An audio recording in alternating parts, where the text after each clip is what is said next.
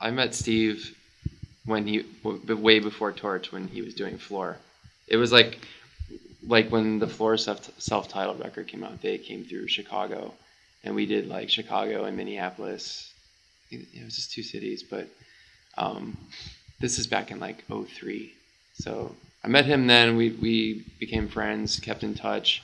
He had a lot of personal things that happened. Then Floor broke up. Then he started Torche, and then eventually our paths led up to doing a big European tour together, where it was like 2008. I think we were together for like 5 weeks. It was fun. We shared backline with those guys though, and that was like the worst idea of all time, because they blew up amps like every other day, and Ricky would just like destroy the drums, and I would have to go on after him, and it was just like this. It was frustrating for me, because like we would set up and sound check for the show, Pelican would, and everything would be all set, all tuned up, and then Ricky would go on for Torche and just like annihilate the kit, and then you would just leave it, and then Pelican would go on stage and be like, "All right, you guys got to be on in 10 minutes," and I'm like, I literally have to like put this kit back together, because like there's lugs that have come out of the snare, and like the heads are just destroyed, and everything's covered in sweat, and I was like, I'm never sharing a drum kit again. What about for you, Kemble, that first show? What do you remember? There was some tuning issues on our side, which was a slight annoyance, but I guess the crowd didn't seem to mind. They just thought we were being arty, so it worked out. People weren't like, "Man, what was going on?" I guess it was because we were still new and nobody knew what to expect. Yeah. And so it wasn't like a train wreck. It was just kind of like, "What's that note? I guess that's cool. I don't know." And I was flying to China 3 hours after I went from the show straight to the airport to fly to China, and so that my whole day was just I was kind of out of it, and then that happened, and we were all kind of annoyed but like excited still, and it was just like, all right, we just need to tune more. I'm leaving. See you guys. Yeah. I remember talking to Henry, the drummer of Floor, after the show, and he was all like, "That was great. You guys are awesome." I'm like, "Are you sure, man?" I'm like, it felt pretty sloppy on stage, and he was like, "What are you talking about?" He's like, "What show is this for you guys?" I'm like, "Oh, this is like our second show," and he's like, "Dude, it took us like 90 shows to get it together." I'm like, "Oh, I guess that made me feel better." On a separate topic, what are your thoughts on all these bands reforming after extended hiatuses, like bands like At the Drive-In? I know you were in a band called The Rise, which was heavily compared to Refused. And Refused is, they have a reunion stint coming up. What do we feel about these reunions? I think it's awesome. I think what we're doing to tie us into this whole reunion thing, what we've heard from people is that we're kind of this like throwback band to the 90s, kind of like, for example, we just played with this band Molly McGuire at the Satellite, and it was their first show in 12 years, and it just seems like I feel like we're coming in at a good time that these bands are deciding to come back, and we're kind of fingers crossed hoping that we're like kind of the initial go-to band, like, hey, we're gonna start up again. You guys are kind of like what we were doing. You want to open? Mm-hmm. Obviously, it's not really what Refused and At the Drive-In are doing, but I think it's cool. I think it's really good when bands get back together, but you gotta hope that it's for the right reasons and not just like, yeah, we couldn't get any work, and so now we're gonna play a show. I think Refused getting together is awesome. I think like some band, like, I don't know, I don't want to throw any of my friends under the bus. Crap. There's just some bands you're like, do you have to get back together? Is it really necessary? And some bands just wait too long. Yeah. It's like, really? You guys haven't been a band in like 20 years, and now you're going to get back together and do a record?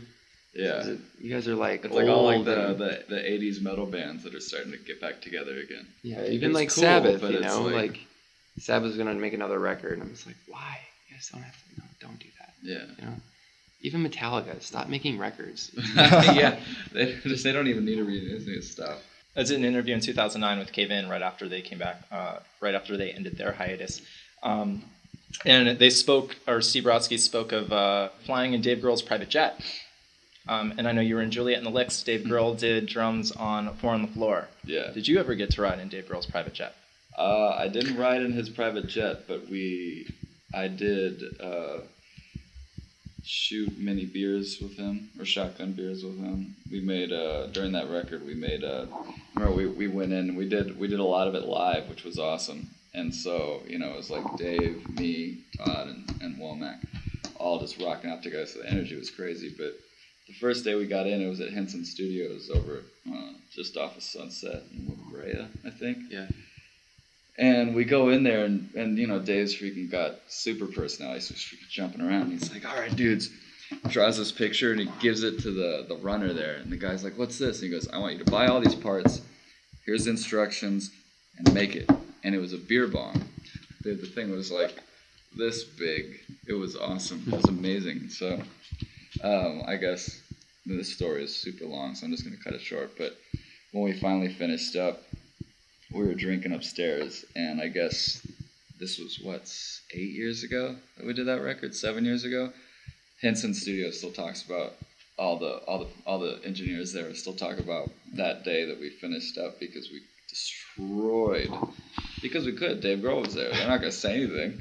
They'll say stuff to us. Yeah. Because we're nobodies. But if Dave Grohl's around, we're all good. And it was awesome, man. Yeah, there's good footage online of like Kemble, like writing with Dave Grohl. You know, it's like Dave's on drums, Kimball's on guitar, and they're like, you see them like talking and like figuring out the parts and stuff. It's pretty rad. Yeah, I did a session with him, Juliette, and Linda Perry like 2 months ago. Yeah, Juliette wanted to write some new stuff, and we just went in. And I didn't know that Dave was going to be there. And I was walking in, and Juliette was like, hey, what's happening? I got somebody who wants to see you. As soon as I walk in, freaking Dave's sitting in the captain's chair like, what's up? That's the freaking coolest thing. That guy's awesome, man. That guy's awesome. With the bridge coming out on April 17th, are there any interesting promotional strategies? Perhaps an ÆGES burger? Much like the Pelican burger? Kind of. We're still sorting it out, but there's this place, Beer Belly, that the chef is his name's Wes Liebeberg. I think that's how you say his last name. But Beer Belly is like this craft beer bar, craft food bar down like 5th and Western near the Wiltern, and it's focused on all craft stuff, like mostly local beers and stuff. But that chef's been getting a whole bunch of recognition, and we're figuring it out. The chef's all about it, making a dish named after the album or one of the songs on Monday the 16th. So if that happens, we will have a food. Yeah, it's the night before the release. It's the night before the release, yeah. That's cool. It'll be like a little party, I guess. Dude, I'm looking at the description for the Pelican burger, 10-ounce Kobe beef patty with scallops and garlic white wine sauce on top of a Parmesan crisp and other things I don't know how to pronounce. Yeah, it was. I had it. I was back in Chicago when they had it up, and we went to Kuma's, and my whole family went too. It was pretty cool. They like delicious. It actually was really good, but you couldn't eat it all at once. You had to like take pieces. You had to take the scallops off because I mean it was just like massive, but it was really good. Like Kuma's is legit. They make awesome food. Speaking of the album, any interesting things happened in the studio? Perhaps Maggie May came into the studio? Oh, Maggie May, yeah, dude. That's my dog. Yeah. Oh, literally. Yeah, literally, yeah. She's awesome. She didn't come in this time. She stayed at home, but she was in the video. I try to put her in everything that I do. Yeah, because she is a big inspiration in my music, which sounds funny, but it's just because I work from home and she's always there. If a song's short, it's because she's screaming at me because she wants to go outside and say, I forgot the song, I'm going to take off. But no, she's not, she wasn't in the studio. We tracked the album in like 10 days or 7 days. And yeah, 7 days, maybe 10 days. Anyway. It's probably 10. Yeah. But we did the drums the first 2 days, and I remember we slept in the studio, and I think I was sleeping on like an air mattress on the floor, and he was on the couch. And we woke up, and I'm trying to. I don't know if you've seen the video that I made. I saw the video. Yeah, so the very beginning, that's legit. It's not us acting. Yeah, that was. If that was us acting, we'd probably have a lot more money than we do right now. But that was for real. I was up, and because we had started at like, what is it, like 9:30 in the morning, and then didn't end till like 4 or 5 or something like that, and then got up. I think I woke up around 8:30.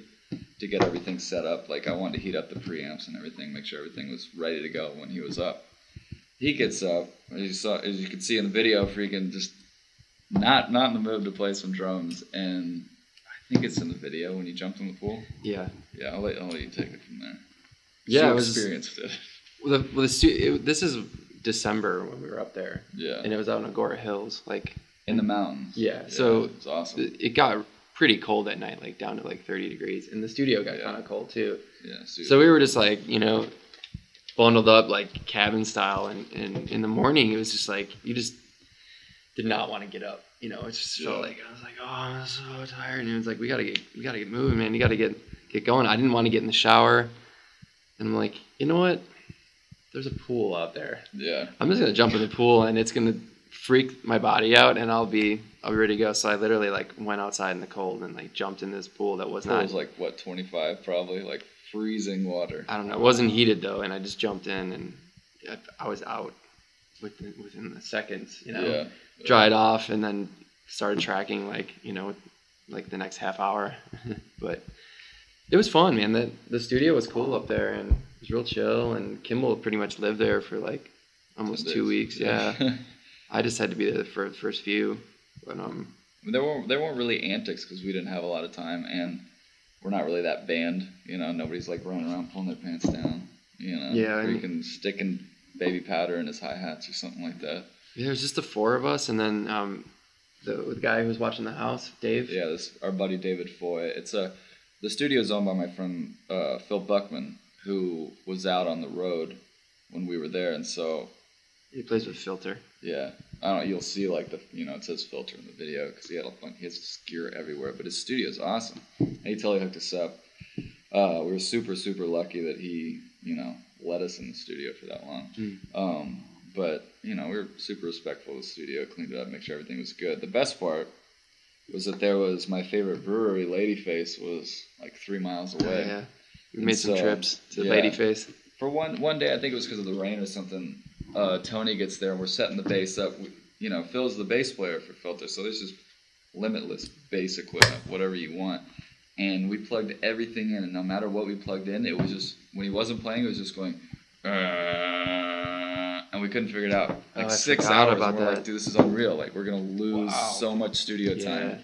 We're not going to finish the records. This sucks. And so we thought it was like speakers in the walls. And we were digging things out, realizing there's no cables back there. And so it was just a really frustrating day. And I finally was like, you know what? Screw this. Let's just go get some beer, and then maybe we'll come back and it'll work. I have no idea why that would happen, but we'll try it. We got kind of toasty. We got some freaking some growlers to take back. Turn the bass on. It was fun.